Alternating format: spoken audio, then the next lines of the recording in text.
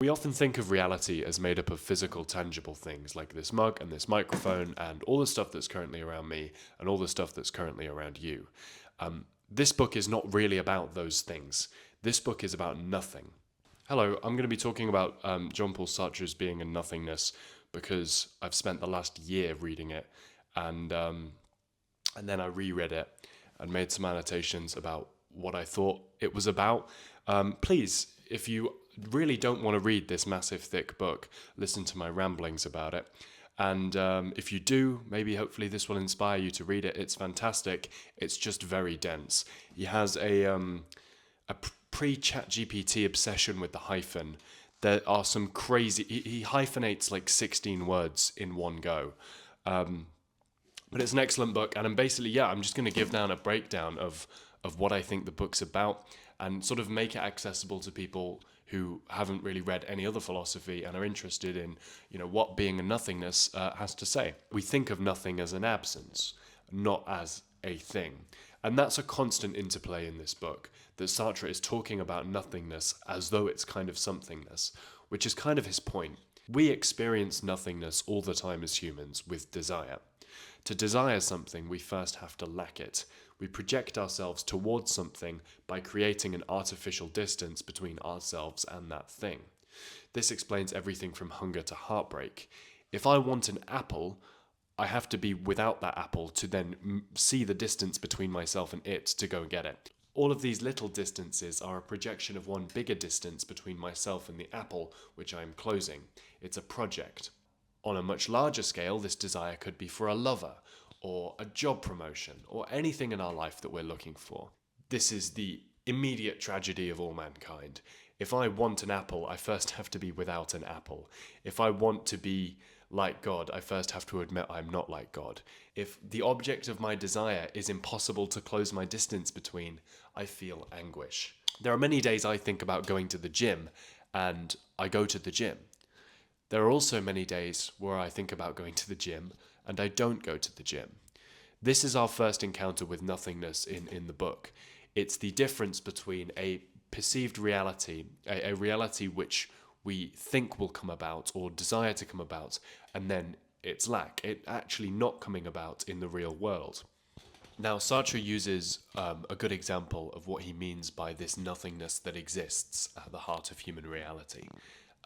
He talks about waiting in a cafe for his friend Pierre to arrive. Now, his friend Pierre is not at the cafe yet.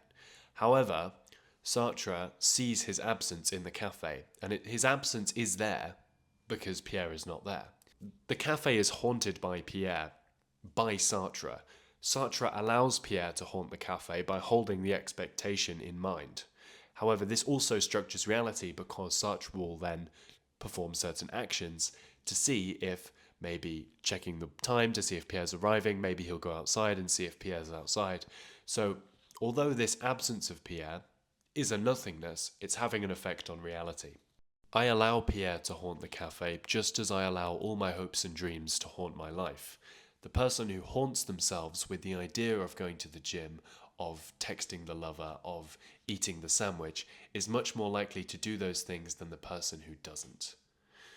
By introducing lack into existence, I am much more likely to achieve the things that I want from it. By introducing nothingness, I can truly be. This is what being and nothingness is all about. Now, to make sense of this contradiction, to be both a thing and not a thing, we need to introduce two ideas. Number one is the in itself. The in itself is a very simple idea. It's all the facts. It's all the stuff. It's the chair. It's the coffee mug. It's the microphone. It's the thing that is true of itself. And on the other side, we have the for itself. The for itself is consciousness, which is not a thing according to Sartre. It exists only by being not what it is and projecting itself towards what it is not. You will never be a in itself while you are alive as a consciousness. You will never be grounded in the thing that you are. You will constantly be fleeing from yourself. Now, that's not to say that you don't have a body, which is fact, or thoughts, which are facts. However, these facts, these in itselves, trail behind you like the wake of a boat, while you constantly flee from the fact towards the future. So let's take stock. In reality, I am faced with fact, things as they actually are. I think things about the things in the world. I am a function of reflection. However, internally, I face only myself, me on two sides of a coin.